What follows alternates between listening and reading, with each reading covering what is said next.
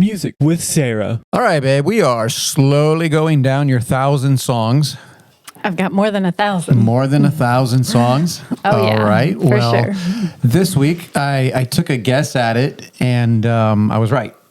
You were, but you didn't think you were right. No, I didn't, because I don't know the name of the name of it. But what is the name of it? This song is called Christ Be All.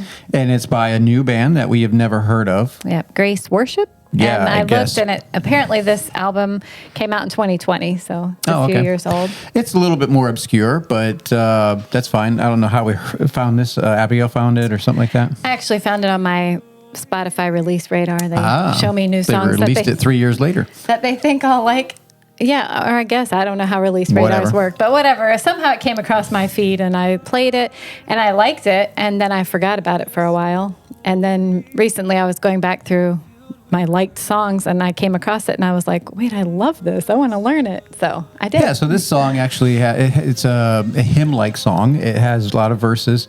It does have a chorus, and it does have a bridge or something. Does. But anyways, this has a unique story to it, right? We were watching the story the other day, and this comes from a book. Right. The author was reading a book by Andrew Murray. Right.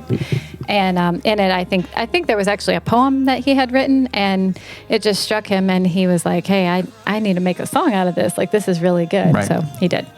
So we were trying to find that poem, and it was really hard to do. So I don't know if it was all word by word or if they took part of it and then added. Right. I don't even know which book by Andrew Murray, and I think he's written a few. So, I mean, hey, I don't know. But that's the story, so I would assume. And that's what we're going with. Yeah. But anyway, it is a great song. I love the chorus. It says, may Christ be all and I be nothing. His glory shines in the vessel's weak. May Christ be all and I be nothing. This is my hope, not I, but Christ in me. Right. And it's one that is really easy to catch on to. And like, you know, we sing it, but we just keep singing the chorus over and over again because that's the easy part. Right. But anyway, obviously from those words, may Christ be all and I be nothing, you kind of get the gist of the song. And it's thinking less of me. And I heard somebody recently say that they were talking about humility and how humility is not thinking less of myself, it's thinking about myself less. Right. And I thought that was really interesting. But anyway, that is my prayer, is that Christ would become my all and that everything that I need. I know from Scripture, I know that everything I need is found in Him, but I want Him to be my all, my everything that satisfies, everything that fulfills, to be found in Him. Absolutely. And I know there can be like these false humilities and where we try to put on airs and say, I am nothing, and we try to convince ourselves, but at the heart of it, we are nothing. Right. And if we put confidence in our own abilities, we're going to fail. Pretty much. And that's the second line. It says, I am poor, I am nothing.